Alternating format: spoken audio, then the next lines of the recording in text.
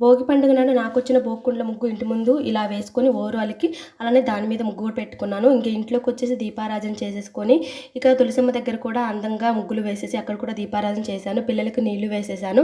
వాళ్ళు కూడా నాకొచ్చిన స్టైల్‌లో వాళ్ళకి రెడీ చేసేసి, ఇంక మధ్యాహ్నం ఏంటంటే అరిసెలైతే చేశాము.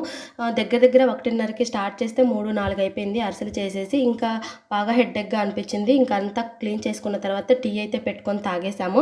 ఇంకా భోగి అంటే భోగి పండుగ రోజు భోగి స్థానాలు పిల్లలకి అలానే భోగిపళ్ళు సాయంత్రం పోస్తాం కాబట్టి నైట్ అయితే పిల్లలకి భోగిపళ్ళు కూడా పోసాము. ఇంకా ఈవినింగ్ వాళ్ళకి భోగిపళ్ళు పోసిన తర్వాత అవన్నీ తీసేసి పక్కన పెట్టేసి ఇంకా అవి చాకలోళ్ళకి ఇచ్చాము. వచ్చిన తర్వాత ఇక పిల్లలకైతే అన్నం పెట్టేసి తర్వాత మేము కూడా తినేసి ఇంక ఈ గిన్నెలన్నీ కూడా తోమేశాను. ఇంకా పండగ రోజుకి కావాల్సిన సరుకులన్నీ తీసుకొస్తే అవన్నీ కూడా సదిరేసి ఇక పండగ రోజు గారెలు చేద్దాము అనేసి సంక్రాంతి రోజు గారెల పప్పు అయితే నానపెట్టి ఇంకా సింకు అంతా కూడా క్లీన్ చేసేసుకున్నాను. ఆరబెట్టిన అరిసెలు ఉన్నాయి కదా అవన్నీ కూడా మళ్ళీ క్యాన్‌లో సదిరేసుకున్నాను.